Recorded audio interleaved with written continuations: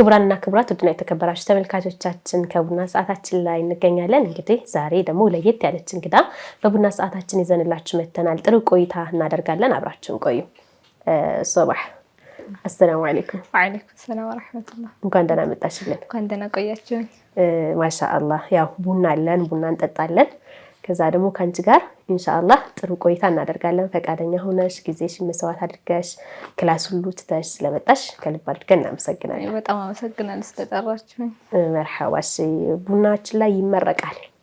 የሴት ደግሞ አባ ጋር ነው የሚባል አዎ፣ በወሎኛ አይደል አለ እንዴ? ታውቂያለሽ?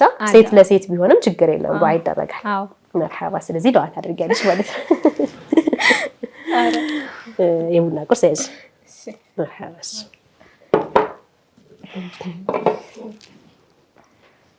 ደንቡ ነው ቡና አቅርቦ ቡና በረካ ሆኖ ሳንባል አንቀዳም። ቢስሚላህ አወል ጀባ ቀህዋ ጀባ ቡና ጀባ። ቢስሚላሂ ረህማኒ ረሂም አልሐምዱሊላሂ ረቢል ዓለሚን ወሰላቱ ወሰላሙ ዐላ ረሱሊላህ ሰለላሁ ዐለይሂ ወሰለም። ربنا آتنا في الدنيا حسنة وفي الآخرة حسنة وقنا عذاب النار يا رب يا الله حاجتنا كله يوطعنا آمين ከመጣው በላ ከዘመናችን አላህ ተዓላ ይጠብቀን አሜን። እንዲሁም እናንተ ማክበራችሁ ስለጠራችሁኝ አላህ ያክብርልኝ አሜን። ሁሉ ሐጃችንን ሁሉ ያወጣልን አላህ ተዓላ በዱንያም በአኺራም ያስደስተን አሜን። ሰለላሁ ዐለይሂ ወሰለም ሙሐመዱ ሸምሱል አዛሊ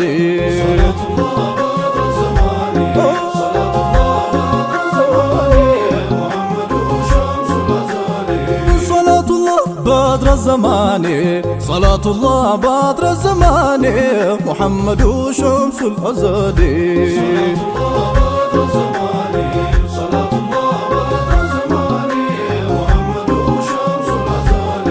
عصوا يا نورنا بالسنة نور أنصت نور أندلو جالي محمد شمس الأزادي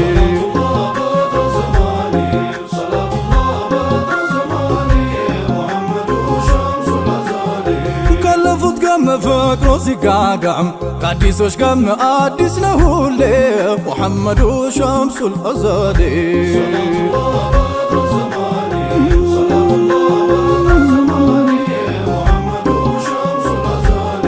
توات بلوኝ ላልተው ማንባቶን እስካይፊቶን እንዳዩት ጫሌ محمد شمس الأزادي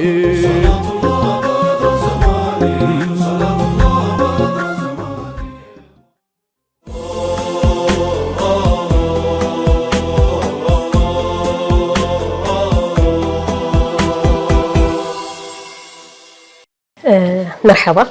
እስኪ እንግዲህ ሶባህን እኛ ማቃት ሶባህን ወይም ደግሞ የአስና ተመልካቾች ቤተሰቦች የሚያቋት አንድ ትልቅ መድረክ ላይ ነው። እሱም ሚስክ ሱና ውድድር አይደለ? እጅግ በጣም ግጥሞችሽ ልብን የሚያረዱ እንደዚሁም ደግሞ ብዙዎችን ያስለቀሱ ነበሩና ሶባህን እንተዋወቃት ከዛ በፊት እስኪ የተወለደች የታደገች? እሺ እኔ ሶባህ አብዱ ሰመድ እባላለሁ። የተወለድኩትም ያደግኩትም እዚሁ ኮምቦልቻ ነው። ያው ስለኔ ያው ትምህርትም እንደሁሉም እንደማንኛውም ሰው እዚሁ ነው ኮምቦልቻ የተማርኩት። እድገቴም እዚሁ ነበረ። ያው ለዛ ነው። ማሻአላህ። ስንተኛ ልጅ ነሽ ለቤት? ለቤት አራት የመጨረሻ ልጅ ነኝ። አራተኛ ያው መጨረሻ ልጅ ነኝ ለቤት ማለት ቀበጥ ማለት ነው። ወይም ደግሞ ሁሎችም አይናቸውን እሷ ላይ የሚጥልባት አይደለም? እንደዛ ነው የመጨረሻ ልጅ። አዎ የመጨረሻ ልጅ ይባላል። አዎ የመጨረሻ ልጅ ነኝ ለቤቱ። ኦኬ። ይመጣል ከዚህ በኋላ ሌላ ልጅ ይመጣል? አይ የመጨረሻው ነው የወጣው ቅርጭ። ማሻአላህ። የመጨረሻ ልጅ በመሆንሽ ያገኘሽው ወይም ደግሞ ያጣሽው አለ ከቤተሰብ?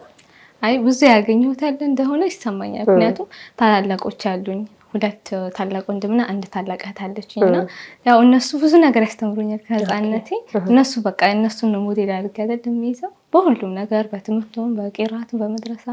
እንደውም የሆነ መጀመሪያ ጊዜ መድረሳ ምናምን እንደዚህ እህቴ ናት እንደዚህ የወሰደችኝ ምናምን። ታላቅና ወንድምና ሲኖርሽ ከታች ያሉትን ያነጹ የለ እና እንደዛ ነን በቃ ከነሱ ነው የምወርሰውና ባህሪ ምንም እህቴ ጋር እንመሳሰላለን ብዙ ነገር ማለት ነው። እና ያው ብዙ ነገር እማራለሁ መጨረሻው ሆነ። ስለዚህ መጨረሻው ምን ጥቅም አለው ማለት ነው። መርሐባ አንቺ ትንሽ ነሽ ምናምን የሚባሉ ነገሮች ሳይመጡ ምክንያቱም ታላላቆችሽ የሚፈልጉትም ነገር ይኖራል ከቤተሰብ ምናምንና አንቺ ትንሽ ነሽ። አሁን ብዙ እኛም የመጨረሻ ባንልም ታናሽ ልጆችን አንቺ ትንሽ ነሽ እንደዚህ አድርጊ ምናምን እንላለንና እንዴት ነው? ያው አለ በደም እንጂ አዎ ማሻአላህ። ያው ትምህርትሽም ላይ ደግሞ እጅግ በጣም ጎበዝ ተማሪ፣ ሰቃይ ተማሪ፣ ስፔሻል ትምህርት ቤት ሁሉ እንደምትማሪ ሰማሁና እንዴት ነው? በእርግጥ በሌላ ፕሮግራም በሰፊው ከቤተሰቡ ጋር ሆነን እናወራበታለን። በዚህ ያው በቡና ሰዓታችን አንቀላቅለውም። ግን እሱ ነገርስ እንዴት ነው? ትምህርትሽ ላይ ያለሽ ትኩረት ምን ይመስላል? እንዴት ነው? ያው እኛ ጋር ታላቅ ወንድሜ መጀመሪያው ወንድሜ እሱ ጎበዝ ተማሪ ነበርና በሱ ነው የምንታየው። የመጀመሪያ ሲወጣ በቃ አንድ አይነት ነገር አይደለም፣ እንደዚህ የተወራረስን የመጣ ነውና እኔ ጋር ሲመጣ የተለየው ነገር ምንድነው? እስከ 8 እዚህ ኮምቦልቻ ነው የተማርኩት። 8ኛ ክፍል ሚኒስትሪ ውጤት ተፈተንኩኝ። ከዛ ውጤት መጣ። ያው ውጤት ሲመጣ አሪፍ ውጤት ነበር ያመጣሁትና ከዛ በኋላ ደሴ አዳሪ ትምህርት ቤት የሚባል አለ፣ ስፔሻል አዳሪ ትምህርት ቤት የሚባል አለና ያ ደግሞ ሁሌ በየአመቱ ከሚኒስትሪ በኋላ ይቀበላል ተማሪዎችን ከ85 በላይ ምናምን ያመጡ ተማሪዎችን ፈትኑ። ሚኒስትሪ ከ85 በላይ እሺ። ያንቺ ስንት መጥቶ? 87። ስንት ነበር መጨረሻ ስኮሩ? 89 ምናምን። ሁለት ነው የቀረሽ የመጨረሻ ስኮር? ማሻአላህ። እና እንደዛ ነበረ። ከዛም ያው 9 ላይ እንትን ነው የሆነ ወደ ሰሜኑ አካባቢ ጦርነት ነበርና በሰላም አልነበረም። ከዛ አካባቢ የሚመጡ ተማሪዎች ፈተና መፈተን አይችሉም። እና ይሄ አዳሪ ትምህርት ቤት ወይም ደግሞ ስፔሻል ስኩል የሚባለው ከክልል እንደ ክልል ተዋጣቶ ጎበዝ ተማሪዎች መጥተው የሚማሩበትን ማለት ነው። እንደ አማራ ክልል ነው። እና ፈተናውም ሁሉ የተሰጠው 4 ቦታ ነው።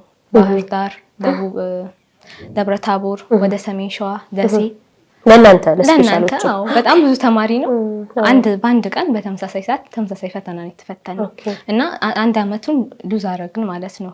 ለነዛ ታስቦ ጦርነቱ ተብሎ ከዛ 10 ላይ 9ን እዚሁ ኮምቦልቻ ነው የተማርኩት፣ ሃይ ስኩል ነው የተማርኩት። ምንድነው ግን 10 ላይ እንደገባሁኝ ለፈተና ጠሩን ማለት ነው። ከዛ ፈተና ጠሩን፣ መግቢያ ፈተና ነበረው። ተፈተንን፣ አልሐምዱሊላህ አለፍኩኝ። ከዛ በኋላ ወደ ደሴ ነው የምማረው ማለት ነው። ከቤት ወጣሁኝ ማለት ነው። መጨረሻ ካሁን ዩኒቨርሲቲ ተለማመድሽ ማለት ነው። እንዴት ነው የክላስ ውጤትሽ? እዚህ አኪድ አንደኛ አይደል? እዚህ ሃይ ስኩል እንደነበርኩ አንደኛ። ምንድነው ተጽዕኖ እሱ አንደኛ ለመውጣትሽ? ማን ነው አጋዥሽ? ሞዴሌ ወንድሜ ነው ብለሻል።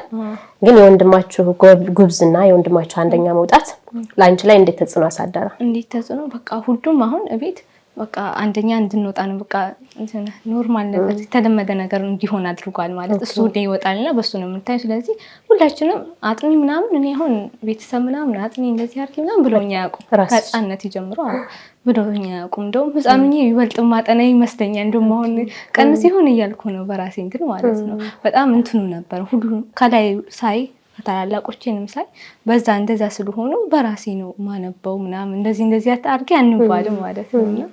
ሀታ እንኳን ከክላስ ምናምን አንደኛ ልንወጣ ይችላል። ግን ከኦድስ ምናምን እንባላለን። ከትምህርት ቤት ከትልቁ ወንድ መጀመሪያ ወንድ እንደዚህ ከኦድ ይወጣል ምናምን ብዙ ትምህርት ቤት ወክሎ ምናምን ሄዳ እንደዛ ሁሉ እንባላለን ማለት ነው። እና በራሳችን ነው ስለለመድ ነው እንደዛ ነው ከህፃነት።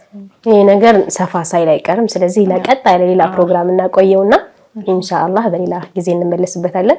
ይሄን ብቻ አይደለም ደግሞ ትምህርት ላይ ብቻ ሳይሆን እንግዲህ ታላቁን ሰው ለማወደስ ታላቁን ሰው ማወቅ፣ ታላቁን ሰው ስታውቂ ደግሞ መሰረታዊ የድን ነገራቶችን ወይም ደግሞ እስላማዊ ትምህርቶችን ደግሞ ማወቅ ግዴታ ነው። እሱን ስታውቂ ነው አይደል ወደዛ እርከን የምትቃኙ። ስለዚህ ድል ላይስ እንዴት ናት? ሶባህ መድረሳ ላይ እንዴት ናት? ጎበዝ ናት ወይ? ያው መድረሳ ከህፃንኜ ታላላቆች የሚማሩበት መድረሳ ነበረና እዛ መድረሳ ገባሁኝ። ሀበሺ መድረሳ ይባላል እና ሀበሺ መድረሳ ምንድነው?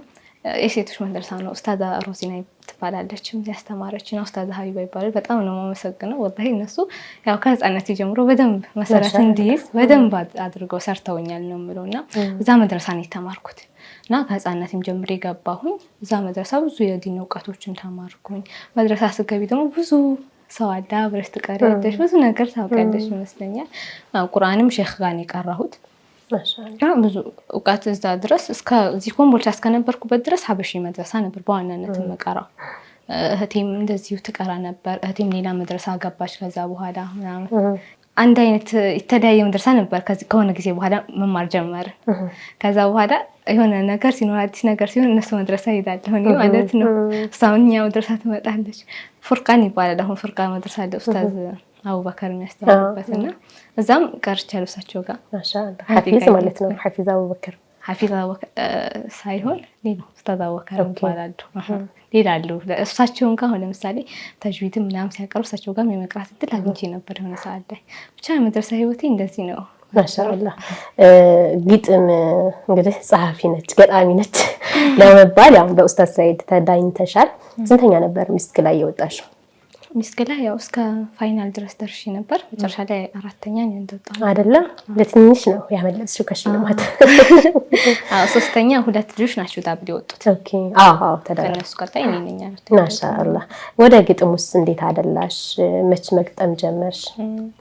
ግጥም እኔ ብዙ ሰዓት የቆየሁበት ጊዜ አይደለም ማለት እኔ 9 ይሆናል ከ2 ዓመት የሚጠቃ በፊት ነው ግጥም የጀመርኩት ማለት ነው። 9 ላይ አካባቢ እንደነበርኩኝ ያው ትልቁኛ አድጌ ምናምን ነው እንደ ድንገት የጀመርኩት እንጂ ብዙ ዓመት ያው ከህፃንነቴ ምናምን የለመድኩት ነገር አይደለም። ግጥም ማንበብ እወዳለሁ። ብዙ ማንበብ ምናምን ብዙ ጭብጥ የሚያስይዙ ነገራቶችን ማንበብ ምናምን እንደራሴ በጣም እወዳለሁ እንጂ ግን ግጥም የሚጽፉ ሰዎች ሁሉ ያስደንቁኝ ነበር። እንዴት ነው የሚጽፉት ነገር ማለት ነው። ግን የሆነ ሰዓት ላይ ከ2 ዓመት ምናምን ይጠጋል ከዛ በፊት ጀመርኩኝ ማለት ነው ግጥም። እስኪ የግጥምሽን ኃይል እንድናውቀው ምናልባትም ደግሞ ሚስኮ ላይ በደንብ ተመልካቾቻችን እንዳስታውሱሽ እስኪ አንድ ግጥም ይነበብልሽ። እሺ ያሁኑ ግጥም ምንድነው? መጀመሪያ እኔ ግጥም ስጀምር እንዴት ነበረ የሆኑ ስንኞች ምናምን ጽፋለሁ እንጂ በርዕስ አደራጅቼ ምናምን ነገር አይደለም። ግን አሁንም አቀርብላችሁ በቃ በስነ ስርዓት ከጀመርኩባቸው አንዱ ነው። ስጀምር ካቀርብኩባቸው ምን ሚስክ ላይ ወይንስ መጀመሪያ ግጥም? መጀመሪያ ራሴ ስገናኝ በስነ ስርዓት በቃ ሰድሬ እንደ ግጥም በጻፍኩባቸው አጠገቤ ያሉ ሰዎች ሁሉ እንደ መጀመሪያ ስራዬ ለእህቴም ምናምን እንደ ቤተሰብ ምናምን ያሳየሁት ስራ ነው። ለዛ አይነት ነው እና እንላቅርብልኝ እስኪ እንስማ። እሺ ቢስሚላህ። ከቶ እንዴት ቻሉት ይላል ርዕሱ። ከቶ እንዴት ቻሉት ንብረታቸውን ሳይቀር ሁሉም ቤዛ አድርገው ጋሻ ሊሆኑለት ሩሃቸውን ሰውተው ጦር ሜዳ ዘምተው አብረውት ጀልሰው ወዳር የሌለውን ያንን ውበት አይተው ሂክማ የሚያዘንበውን ካንጀት የሚዘልቀውን ድምጻቸውን ሰምተው አቻ የለሹን ምግባርን ቃኝተው ቃውት ያወደውን ያንን ገላ ሽተው ከቶ እንዴት ቻሉት እኛ ሷሐበቶች ማን አለ በእነሱ የሚፈርድ የሚተች ለውዱ ዘብ ያደሩ የእውነት ወዳጆች የመውደድ መስተዋት የፍቅር ተምሳሌቶች በውዱ ቢያዙ ከፍቅሩ ቢጣጡ በዘይኔ መሐባ ደቀቁ ቀለጡ ሲዲቆ ቢባቡ ወረትን ቢሰጡ ጨርቃቸውን ቀደው በውዱ ቢሰምጡ ከልጃቸው በላይ ነቢን ቢያስበልጡ ወይ ጉድ ለማለት አትቋምጡ ሩሃቸውን ፊት አድርገው ቢያድሩ ቡርዳን ለብሰው አልዩ ቢደሱ ነፍሳቸውን ሰውተው እንዳትሞግቱ አትበሉ ምን ነካው እንዳንበሳ ጉርተው ሾታ ለመዘው ቢገኙ ጦር ሜዳ ሐምዛ ፊዳ ሆነው ምንድነው ነገሩ ብላችሁ አታውጉ እነሱ ያዩትን የኖሩትን ህይወት ከቶ ማናይቶት በፍቅር ያዋለሉት እንዴት ነው የቻሉት ለአይን የከበደን ጀማል መቻላቸው ከሐጫ የነጣን ጥርሱን ማየታቸው ከፍንጭቱ መሃል ኑሩን ተመልክተው ልብ አረስራሹን ያንን ድምጽ ሰምተው ከሚስክ የበለጠን ያንን ገላ ሽተው ለዛው ማይረክፈውን ጸጉርን ቃኝተው ከሐር ደሰለሰን ውብን መዳፍ ስመው ጨርቃቸውን ጥለው ማበዳቸው ቢያንስ ነው እንጂ አልበዛም ግብራቸው ያላዩት ሲያብዱ በእንባ ሲታጠቡ እንደ ጨርቅ አልቀው እንዳንዳሽ ቢባቡ ይቻል የሚገደው ሶቡ አካሉን ዘልቆ ሲፈርጥ ልቡ በአንድ ተከምረው ሲከፈት ባቡ ሷሐበቶች አሉ በፍቅር የሰቡ መስነጠለ ወንድን ከሴት ሁሉን ያዳረሰው የዘይኔ ናፍቆት ከቶ ማን ይችላት አንግባ ጀግንነት ፍቅሯን ማይነቃነቅ የሆነ እንዳለት በጦር ተወክታ የሆነች መስዋዕት ቤተሰቧን ባሏን ብታጣ መች ሊገርማት የሙስጠፋ መዳን ነው የሚያሳስባት መቀነቷን ቀጣ ስንቅን አዘጋጅታ ብደርስ ከጣሃ ፍቅርን አደራጅታ ከቶ መነካሻት በላት የቆመሽ ለውዱ ከባህሩ ገብታ ትችቱን የምታልፈው ሰምታ የማይጠገበውን በጧት በማታ ያን ቢያመሪ አፍቅራ ማምታ ብትገባ ነው ፍቅርን ሸምታ ላፍታ እንኳን ያላዩት ድምጽሁን ያልሰሙት ስሙን ያላበሱት ሳያዩት የፋሙት ያዩት እንዴት ቻሉት። መች ነው የገጠምሽው?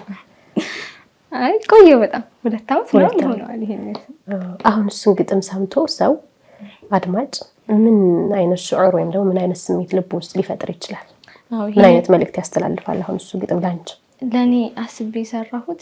አሁን ረሱላችን አለይሂ ሰላቱ ወሰለም እኛ በሳቸው ዘመን ተገኝተን ፊታቸውን ማየት አልታደልም ወይም ሲያስተምሩ ማየት በዛ ቦታ አልነበርም፣ በዛ ዘመን አልነበርም። የእሳቸው ኡማ ነን፣ ግን ሁሉም ነገር በሳቸው አምነን እሳቸውን ማየት ናፍቀን እንኖራለን አይደል? የህይወታችንም ትልቁ ጸጋችን እሳቸው ናቸው እና ሱሐበቶች ከዛ እኛ በእኛ ዘመን ትልቅ ዓሊሞች አሉ፣ ሼኾች አሉ በመሐባ ስምጥ ያሉ አይደለም ሳያቸው እንኳን በቃ ገና እሳቸው ስም ሲጠራ የሚያንቀጠቅጣቸው ትልቅ መሐባ ያላቸው አሉ።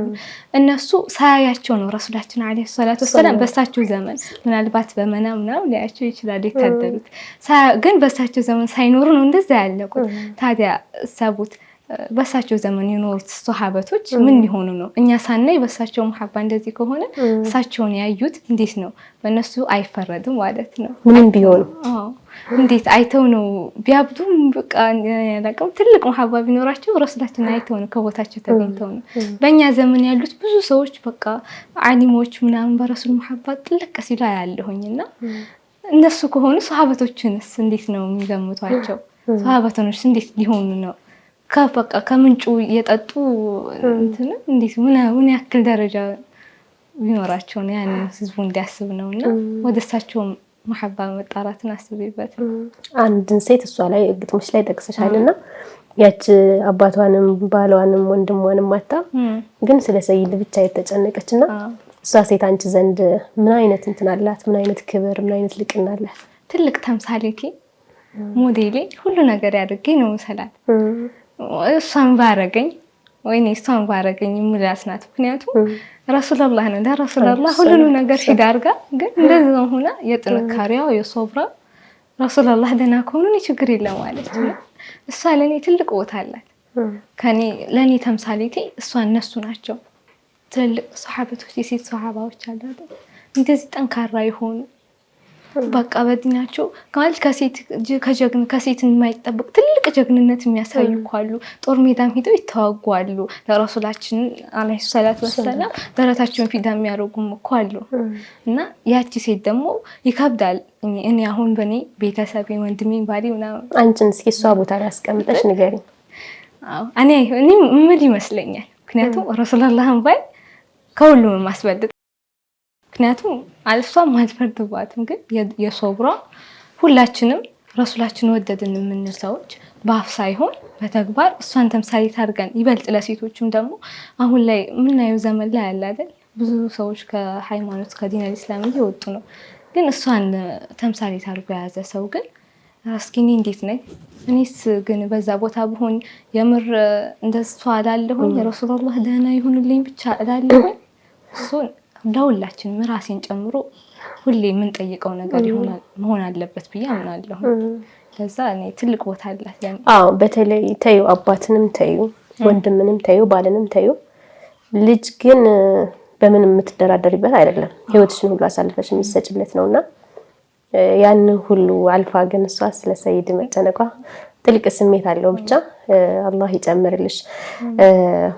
የሀገራችን መሻይኾች ስታወሽ ነበርና እንደው ከሐበሻ መሻይኾች ግጥማቸው እጅግ በጣም አንቺ ሁሌም ሰምተሽ የምትመሰጭበት ወይም ደግሞ የነሱን ያጻጻፍ ዘዬ የለመድሽበት አለ? አሉ ትልልቅ መሻይኾች አሉ። በግጥም በሚጽፉ ካልሽኝ ሼኽ ጫልይን በጣም አርጌ ወጣቸዋለሁ። በጣም ህፃን ነኝ እንዳልኩሽ ግጥም አልጽፍም፣ ግን የግጥሞችን ማንበብ መስማት ምናምን እወዳለሁ። ብዙ መልእክት አስተላልፋለሁና ከህፃንነት ይሳቅ ጀምሮ አንዳንዴ የሚጠቀሙት ካልሲ እነሱ በቃ ትልቅ መንገድ ሂደዋል አይደለም። ለኔ በህፃንነት አምሮ አልረዳው ነበር። አንዳንዴ በቤትም ጠይቃለሁ እንደዚህ ማለታቸው ምንድነው ምናምን እየጠይቅ ነበርና የነሱን ግጥም ሁሉ ለመረዳት ህፃን ነኝ በእኔ አቅም የማይቻል ነገር ሆነ። ግን እያደኩኝ ደግሞ እየተለማመጥኩ ስመጣ ያሉበትን ነገር አሁንም ላይ እኮ ሙሉ ለሙሉ እነሱ ቤት በመንገድ ይሄዳሉ ብዬ አላስብም። ግን የሆነ ጭብጥ ይይዛለሁኝ ከነሱ በጣም ነው የምወዳቸው፣ በጣም ነው የማከብራቸው። ረሂመሁላህ ትልልቅ መሻይኾቻቸው ብቻ አይደሉም፣ ትልልቅ መሻይኾች አሉ። ይበልጥ እዚህ ወሎ ስናድግ ደግሞ በሐድራው በመድሁ በጣም የሰፋ ነገር ነው አይደል? በድምጽም የሚያንጎራጉሩ የሚጽፍም ሰው በቃ ከአካባቢ አይጠፋም። ብዙ ሰው ጋር እንገናኛለን እና እኔ መሻይኾችን ይገርሙኛል፣ ሁሉ ነገራቸው ያስገርመኛል። ወይ እንደኛ የአካዳሚ ትምህርት ምናምን እንኳን አይማሩም፣ ግን የሚሰሩት በአረበኛም የሚሰሩት በአጀምኛም በአማርኛ የሚያደርጉት ነገር ግን እውቀት አለ። አሁን የአማርኛ ቋንቋ እውቀት አለኝ ያለው ሰው ሁሉ እውቀቱን የሚፈትን ነገር ነው የሚሰሩትና ያላቸው መሐባ ጥግ ያሳየኛል። እነሱ ለኔ ትልቅ ተምሳሌቴም ናቸው። ማሻአላህ ለሁላችንም እንጂ ግጥም ላይ ትልቁ ነገር ምንድነው? ግጥምን ለመጻፍ አሁን አንቺ ሰው የመጀመሪያሽ ነው። ትልቁ መሰረት ምንድነው? ገጣሚ አንድ ሰው ዝም ብሎ የሆነ አማርኛ ስላወቀ ብቻ እንዳልሽ ወይ ደግሞ ስለተማረ ቃላትን ስለሚያገጣጥም ብቻ አይጽፍምና ለግጥም ዋናው ነገር ምንድነው መሰረቱ? ዋናው መጀመሪያ ከሁሉም በፊት ይቀድማል ብዬ የምገምተው ዒልም ነው። ይበልጥ ሰው እኮ እናቱን ወይ ቤተሰቡን አንዳች ነገር ሊያወድስ ይችላል። እሱ ላይ ሳይሆን ረሱላህን የሚያወድስ የረሱላችን አለይሂ ሰላቱ ወሰላም መድህ ስራ ላይ ያለው ምንም እውቀት ቢኖረው ወይም ማንጎራጎር ሊሆን ይችላል፣ ድምጽም ቢኖራቸው መጀመሪያ ግን ዒልም ይኖራቸዋል መኖር አለበት ብዬ አስባለሁ። ምክንያቱም አሁን ግጥም ላይ ደግሞ መጻፍ ስህተት ሊሆን ይችላል። ያለ ዒልም የተጻፈ ምንም የቋንቋ ሊቅ ምን ያክልም ቢሆን ግን ያለ ዒልም ባዶ ነው ለኔ። ያለ ዒልም ያ ነገር ባዶ ነው። ምክንያቱም ረሱላችን አለይሂ ሰላቱ ወሰላምን ማወደስ መጀመሪያ አውቀናቸው ነው። ሁለተኛ እነሱን ለማወደስ ማወቅ ሳይሆን መሐባ ስላለ ብቻ እነሱን ያሳውቀናል። ስለነሱ ካወቀን እኮ ራሱን ሊያጽፍሽ ይችላል። ምንም መጻፍ የማያውቅ እኮ ረሱላችን በጣም መሐባ እንትን ሲል ሊጽፍ ይችላል። ስሜቱ እንትን ብሎ ሊፈነቅለውና ሊጀምርም ይችላል። ግን ከሁሉ ነገር አሁን ላይ ይበልጥ ከምናየው ስህተት እንዳይኖር ከተፈለገ ዒልም እዚህ ስራ ላይ ያሉ ሰዎች ዒልም ቢኖራቸው በደንብ ሰዎችንም መግራት ይችላሉ ብዬ አስባለሁኝ። ችሎታቸውም ተጠቅመው ከዒልም ጋር ሲሆን ኡማውን የሚጠቅም ነገር ይሰራሉ ያስባል። በሁሉም ዘርፍ ላይ ማለት ነው። የትኛውም ዘርፍ ላይ ቢሆን ዒልምና እውቀት ችሎታ ሲደመር አብሮ ለኡማችን ብዙ መድህ የእውነትን ግጥም ይሆናል። አዎ ያለ ዒልም ባዶ ነው፣ ሁሉም ነገር ባዶ ነው። መሰረቱ ስለዛ ነገር ሲጀመር መታወቅ አለበት። አይዋ ግጥም ከጻፍሽ በኋላ አንቺ ህይወትሽ ላይ ለምሳሌ ስለ ሰይድ ብዙ ጊዜ ስለምንድን ነው ብዙ ጊዜ የምጽፊው? ስለ ረሱላህ ይመስለኛል። አንቺ ላይ ያሳደረው ተጽዕኖ አለ ግጥሙ ውስጥሽ ላይ? አዎ ለምሳሌ አሁን እኔ የሆነ በቃ አንዳች ነገር አይቼ እሳቸውን ያስታወሰኝ ወይም ደግሞ በሌላም ነገር አንዳች መጥፎ ነገር አይቼ ስሜት የተረብሽ ነው ስጽፍ ከጻፍኩ በኋላ ግን እረጋጋለሁ። ብዙ ቀለሜ ጋር ባወራ ይቀለኛል። እኔ ብዙ ሰው ጋር ከማወራ ቀለሜ ጋር ባወራ ወይም ብቻዬን ሁኜ እንደዛ ባረግ ይቀለኛል እኔና በጣም ይጠቅሙኛል። ማለት የምወደውም ነው ሁሌም እንትን ወደበል ነገር ነው። ማሻአላህ ሚስክ ላይ ስትወዳደሪ እናትሽ በጣም ሲያለቅሱ ነበርና ከእናትሽ ጋርም ልዩ ፍቅር ልዩ ትስስር እንዳላቸው ያሳያል። እንዴት ነው ከእናትሽ ጋር በግጥም ጽፈሽላቸው ታውቂያለሽ? አዎ ወላሂ አለ እሱ ጋር። እስኪ አንብቢልን ስለ እናት ደግሞ። ሚስኩ ላይ የቀረበው ነው።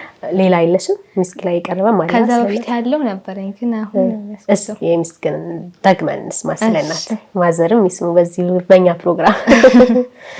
ደስ ይለኛል። ብዙዎቻችን ደግሞ እናቶቻችንን እንትን እንድናውቅ። አዎ የእናቴ ምንድነው መጀመሪያ ዙር ላይ ካቀረብኩ በኋላ የመድህ ነበር መጀመሪያ ዙር ላይ ያቀረብኩትና ኡስታዝ ሰዒድ ምን አሉኝ፣ ያው ከመድህ ውጭ ደግሞ ሌላ ርዕስ እየሰጣችሁ ነበር? አዎ ርዕስ እየሰጡኝ ነበርና ጠየቁኝ ስለና ስለ ረመዳን ምናምን አልኩ። ስለ እናትን መረጡኝ ስለ እናትና አሁን ደግሞ አዲስ እንድታቀርቢ ያው በአዲስ መልኩ ለውድድር እንድታዘጋጀው አሉኝ።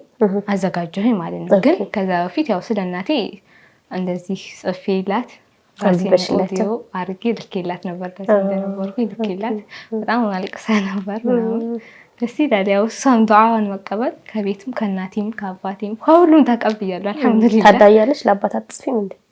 ለአባቴም ስትሆን ጽፌ ሁሉ አስቀምጬለት በጣም አልቅሶ ምናምን ደውሎልኝ የመረቀኝ ምናምን የግጥም ቃላቶች ግን ውስጥ ላይ የሆነ እንትን አላቸው አይደል? በአንደበትሽ ከምትነግሪያቸው የምትወጂውን ሰው በቃ ውስጥሽ ያለው የሚወጣልሽ ሰውየውም ደግሞ አንቺ ዘንድ ያለውን ደረጃና ፍቅር የሚያውቀው በቃላቶች ተመጥነው ሲቀርቡለት ነውና እና በቃ በጣም የሆነ ስሜታቸው በጣም ይነካልና እኔም ጋር በጣም ደስ ይለኛል። እኔንም ያስለቅሱኛል ማለት ነው አብሮ ሁሉ ቤተሰቦቼ ማለት ነው። ያው አልሐምዱሊላህ ይቀርኝ የለም የእህቴ ለወንድምም ቀጣይ ላስትና ይቀጠማል። ያህቡም እንጠብቃለን። ሐዋስ የማይን ስማ እሺ ባንቀልባ እንዳለሁ ተራቁቶ ማልበስን ሳይበሉ ማጉረስን አዝኖ ማስደሰትን ጎብጦ ማቅናትን ከእናት ተምሬያለሁ። ተርቦ ማብላትን ራስን ገሎ ሌላን ማኖርን ባንቀልባ እያለሁ ገና በልጅነት በጀርባዋ አርጋ ስታደላ የኔን ምቾት ካይኗ እንዳልሰወር ከጉያው አድርጋኝ እዝነቷ ተሞልቶ በእጇ መግባኝ ከጅምሬም በአይኗ ስራ አድጌያለሁ። ዳሩ የስስቷ ብዛት ያስመስላል ባንቀልባ ያለሁ በእድሜ ልክ አመታትን ቆጥሬያለሁ። ቢሆንም ግን በፍቅሯ ባህር ዋኛለሁ። በእግሬ ቆሜ ብራመድም ጥሩን ካጥፊ ብለይም ግን አሁንም ለምን ጊዜም ሁሌ ለእናት ባንቀልባ ነኝ በሷ ስሌት። የችግር ናዳ በሷ ቢወርድ ፍቅሯና ናፍቆቷ ላፍታመች ሊበርድ ባንቀልባ እንዳለ ልጅ ለኔ ሐሴት የምታረግድ ረፍታቅ የሷ ሆድ ሐሳብ ጭንቀቷ መች ሊታገድ ቢያለቅሱ ቢደሱም ቢወጡ ቢወርዱም ቢወልዱ ቢከብዱ ወግ ማረግ ቢደርሱም እንዲያም ሆኖ ለሷ መች ሊደንቃት ለምን ጊዜም ሁሌ ለእናት ባንቀልባ ነን በሷ ስሌት። እጥር ምጥን ያለ እናቶች እንደዚህ ናቸው። በቃ በትክክል ነው የገለጽሽው። ወልደሽም ትልቅ ደረጃም ደርሰሽ ራስሽን ችለሽም በቃ ሁሌ ስላንቺ ይጨነቃሉና በጣም ገራሚ ግጥም ነው። ከሚስክ በኋላ ኡስታዝ ሰይድ አንዳንድ ነገራቶችን ሲነግሯችሁ ነበረ እንድታስተካክሉ የግጥሙ ይዘት ከነበራችሁበት በመልኩ ደግሞ የበለጠ ማሳደግ እንደምትችሉና ምን ለውጥ አገኘሽበት ራስሽ ላይ? አልሐምዱሊላህ በጣም ትልቅ ለውጥ አግኝቼበታለሁ ያስባለሁ። ምክንያቱም ለኔም ብቻ ሳይሆን ለሁሉም ሲሰጥ አስተያየት ከሌሎችም እማራለሁ አይደለና በኔም በራሴም ባቀረብኩት ነገር አይ ይሄን ነገር ባታረጊ እንደዚህ ብታረጊ ምናምን ያሉኝ ነገራቶችን ሁሉ ይዤው ግን ከሚስኩ በኋላ ደግሞ የጻፍኳቸው ግጥሞች ደግሞ ራሴን ሁሉ አስተያያለሁ ከሁለቱ እንዴት ነው እያልኩኝ ብዙ ለውጥ አግኝቼበታለሁኝ። ለኔም ብቻ ሳይሆን ለሌሎችም ገጣሚዎች ስትሰጠውን አስተያየት አብረን ሰማን የለ በቃ በዛም ራሴን በደንብ አይቻለሁና በጣም ጥሩ ልምድ አግኝቼበታለሁኝ። ራሴን በግጥም እንዳሳድግ ደስተኛ ነኝ። አላህ ይጠብቅልኝ። በጣም ነው የማመሰግነው የሚስኮቹን። ደስተኛ ነበርሽ በውጤቱ? በጣም አመሰግናለሁ። ኡስታዝ ሰዒድን ይበልጥ ደግሞ በጣም አመሰግናለሁኝ። እወዳቸዋለሁ፣ ማከብራቸው እንደ ተምሳሌት የሚይዛቸው ናቸው በዚህ ዘመን በዘመኔ እና በእነሱ መዳኘቴ ሁሉ ለእኔ ትልቅ ነገር ይመስለኛል። ማሻአላህ ሀቅምሽ ነው። አላህ ይጨምርልሽ ከዚህም በላይ። ምናልባት አሁን ይሄ ነሽዳና መንዙማ ኢንዱስትሪው ላይ የራስሽን አስተዋጽኦ ደግሞ እንግዲህ ከመቶ ምናምን ሰው አራተኛ ማለት ትልቅ ነገር ነው አይደለ? ያ ማለት ግጥሞችሽ እጅግ በጣም ጥሩምና ጥሩ ናቸው ማለት ነው። ስለዚህ በዛ ዘርፍ እንዴት ነው ለመስጠት ዝግጁ ነሽ? ቢጠይቁሽ ትሰጫለሽ ወይ? በሚገባ ዝግጁ ነኝ። ስለዚህ ተመልካቾቻችን እሷ በጣም ጎበዝ ገጣሚ ነች። ግጥሞቿንም እየሰማችኋት ነው። እንደዚሁም ደግሞ ከትልቅ መድረክ ላይ አራተኛ ደረጃ ይዛ ያጠናቀቀች ነች። አቅም አላት። ውድድር ስለሆነ ነው እንጂ አንዱን ከአንዱ መለየት እንደማይቻል ይተናገሩ ነበር ዳኞችም እና እሷ ማግኘት ከፈለጋችሁ በእኛ በኩል ታገኛታላችሁ። አድራሻዋን እንልካለን የእውነት ፈላጊዎች ካላችሁ። ወደፊት እንግዲህ በግጥም ዘርፍ አለ ደግሞ በዛኛው ደግሞ ትልቅ የስኬት ጉዞዎችን እየተጓዝሽ ነው እና በትምህርትሽን ምን ላይ እንጠብቃት? ሶባህን በግጥሙ ይደርሳል። በትምህርቷስ ምንድነው ወደፊት ግብሽ? አሁን 11 ነሽ አይደል? አንድ አመት ቀረሽ ኢንትራንስ ልትፈተኝ። ምንድነው መሆን የምትፈልጊው በትምህርት? ኢንሻአላህ ዶክተሬት ማለት ደስ ይለኛል። ይህን በጣም ጭንቅላት ያዞራል። ተዘጋጅበት ከወዲሁ ደግሞ ትገቢያለሽ፣ ምን ጥርጥር የለውም አይደለም? አሁን ላይ ደረጃ ምናምን የለም፣ ስኮር የለም። ሁላችሁም ተመሳሳይ ተማሪዎች ስለሆናችሁ ያው 12ኛ ክፍል ላይ በቃ ዋናው ኢንትራንስ ፈተና ስንት እንጠብቅ እስኪ? የምትመኝ ምኞት አላህ እንዳሳካልሽ። ያው አሪፍ ውጤት ባመጣ በጣም ደስ ይለኛል። 700 ነው አይደል? ጠቅላላ ከ600 ሆኗል አሁን 600 ነው። ኦኬ 600 ሆኗል። ኦኬ 600 ነው። ከ500 በላይ ባመጣ 90 እንጠብቅ። ኢንሻአላህ ታመጫለሽ ደግሞ ከመጠጥ ይላል ማለትም ያግዝሻል። በጌጥስ እንዴት ነው? ምን ዝግጅት አለሽ አሁን ከፍ ለማድረግ መጽሐፎችን ማሳተም ሊሆን ይችላል። ካሁን እያሰብሽበት ግቢ ላይ ስቴጅ ደግሞ ያው ክፍተት ጊዜ ማለሹ ከተጠቀምሽበት በደንብ ትጠቀሚበታለሽ ብዬ አስባለሁ። እና ምን ታስቢያለሽ በጌጥሽ? በቅድሜ ያው ራሴን የሚያሳደግኩኝ ይበልጥ ደግሞ ካሁን ከማየው ካሉት ደግሞ ሁላችንም እንደምናየው ከኡማው ለማስተማር በጣም ዝግጁ ነኝ። የዛ ሰበብ ሆን ራሴ በጣም ደስተኛ ነኝ። ሰዎች በእኔ ስራ ቢጠቀሙ፣ በእኔ ስራ ወደ ራሳቸው ቢመለሱ፣ ወደ ኸይር ነገር ቢመጡ በእኔ ስራ በጣም ደስ ይለኛል። ወደፊትም በራሴ በግቱም ብዙ መጽሐፎችን ማሳተም ሰዎች ጋር በጣም ደስ ይለኛል። ወደፊት ኢንሻአላህ በብዙ እንጠብቅሻለን። እንደ መጨረሻ ጠቅለል እናድርገውና እንደ ተማሪ፣ እንደ ወጣት፣ እንደ ሴት፣ እንደ ገጣሚ የምታስተላልፊው መልእክት በተለይ ደግሞ ከግጥም ጋር ረሱሉላህን ከመውደድ ጋር ስለሳቸው ከመጽሐፍ ጋር ስለሳቸው ከማቀንቀን ጋር ጥልቅ መልእክት ካንቺ እንፈልጋለን። ግጥም ላይ ያለ ሰዎችን ብቻ ሳይሆን ሁሉም ምንድነው ረሱላችን አለይሂ ሰላቱ ወሰላም ለእኛ ትልቅ ነዓማችን እስልምናችንን እንድናውቅ በእሳቸው ነው ትልቁ ታላቅነት የተሰጠንና እሳቸውን ማወቅ እሳቸውን መውደድ ማለት የእሳቸውን ባፍ ወይም ደግሞ በቀዳሚ ሊሆን ይችላል ወደድኩ ማለት ብቻ አይደለም። በስራ እሳቸውን ሱና መከተል የከለከሉትን ቢያዩን የሚከፉብን ቢያዩን እሳቸው መጥተው የሚሆን ነገር ስንሰራ ቢያዩን የሚያስከፋቸውን ነገር ለምን እንሰራለን ወደድን ካልን ማለት ነው። ወይም እሳቸው ኑሮ ደግሞ ቢያዩ የሚያስደስታቸውን ስራ እንሰራለን ወደድን የምንለው ማለት ነው። ስለዚህ ወደድን የምንለው ረሱላችን አለይሂ ሰላቱ ወሰላም እንወዳለን ካልን እሳቸውን የሚያስደስታቸውን እሳቸው የከለከሉትን መከልከል አለብን። በዛም ብቻ አይደለም በቃ ኢማናችን ላይ ጠንካራ መሆን አለብን። አሁን ዘመኑ ይበልጥ ብዙ ነገር አለ፣ ቴክኖሎጂ ብዙ ነገር እየሰፋ ነው ሄደዋል። ግን ሁሉንም ነገር ከዲናችን ከሸሪዓ ስራ አድርገን መጠቀም ያለብን ብዬ አስባለሁ። ምክንያቱም እያንዳንዱ ነገር ሸሪዓ ጋር ገድበ ነው። በሸሪዓ ውስጥ ከሆነ ሁሉም ተማሪውን ሁሉም ነገር ከዓልም ጋር ሲሆን ከሸሪዓው ጋር ሲሆን ያምራል። ለኡማው ደህና ትውልድ ይመጣል እና ያለን እንኳን ለምሳሌ ሙስሊምም ሆኖ ትልቅ ደረጃ ላይ ይደርሱ ይችላሉ በትምህርት በሁሉ ነገር። ግን ያለ ዒልም ሲሆን ደግሞ ትንሽ ይከብዳል አይደል? ለኡማው ግን የሚጠቅመው ሰው ልጅ ማስበው ሁለቱም የሚያዝ ሁሉም የሚያዝ እና መድህ ላይ ስንሆን ሁላችንም የምንጽፈው ነገር አንዳች ነገር ብንጽፍ መጠቀቅ አለበት። ስለ ረሱላህ ይበልጥ ሲሆን አንዳች ነገር ካሳሳትን ብዙ ሰው ጋር ይደርሳል። በእኛ ስህተት ብዙ ሰው የሚያሳሳተን ነው። ጥሩ ሲሆን ደግሞ በብዙ ሰው ጥሩ ልክ ያስደስታል። በእነሱ ባልተጋሩትን እንጠቀማለን ማለት ነው እና ለዚህ በስራ ይሁን ወደድን ነው ወደ ስራ ተብረው ኢንሻአላህ አጣራለች ግጥም ከሽንና ማትበዛ ስለስተልጂ ኢንሻአላህ ፕሮግራማችንን እንቋጫለን።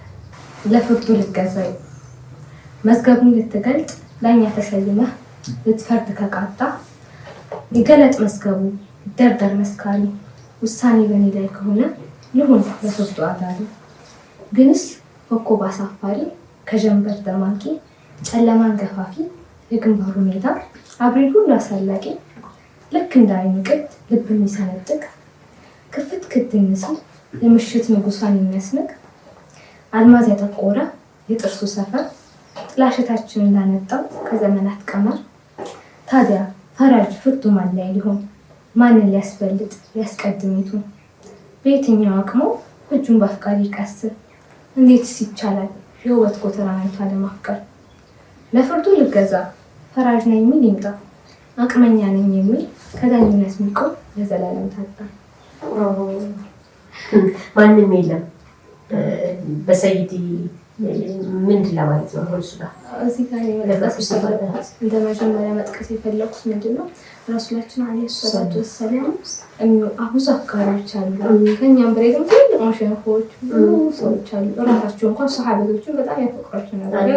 የፍቅር ጥግ እነሱ ናቸውና አንድ ሰው ልክ ዳኛ ሊሆንና ሁለት ልፍረድ ብሎ ቢመጣ የለም እስካሁን እስከ ዘመናችን ታቷል እና ፍረድ ተብሎ ቢቀር ረሱላችን ከተፈቃሪው ነው ወይስ አፍቃሪ ላይ የሚፈርደው? አፍቃሪ ላይም አይፈርድም ወይም ተፈቃሪው ላይም አይፈርድም። ስለዚህ እዛ ቦታ ላይ ሆኖ የሚፈርድ እስካሁን ዘመናችን ላይ የለም። ለምን አፈቀርክ ማይባል ለምን ተፈቀረ ማይባል የመጀመሪያው ነጥብ ይሄ ነው። በደንብ ጎልቶ እንዲታይ የፈለኩት ሁሉም ሰው ራሱ ውስጥ እንዲያስገባው የፈለኩት። ሁለተኛው ነገር ደግሞ ከሰይዲ ውበት ነው። ከውበታቸው ወይ ከግንባራቸው ወይ ከአፍንጫቸው ወይ ከዓይናቸው አንዱን መርጣ አይ ግንባራቸው ነው የሚበልጠው አይ አፍንጫቸው ነው ብሎ እዚህ ላይ ፍርድ የሰጠም የለም። ትልቅ ዑለማዎች መሐበጥ ክስ የደረሱት አራ ይሄ ነው ወይም ሰበናቸው ነው ብለው ፍርድ የጠቀሱ የለም። እና እዚህ ላይ የቆመ በዘመናችን ታቷል። እዚህ ዳኝነት ላይ የቆመ ሰው የለም። የሚዳኝ ነገር አይደለም። ይሄንን ነገር ለምሳሌ ረሱላችን አለይሂ ሰላም በጣም የሚወደዱ ናቸው አይደል? ሆነ ኢማሙ ሙስሪ ምን ይላሉ? ወራወደት ሑጅ ባሉ ሽሙ ምን ذهب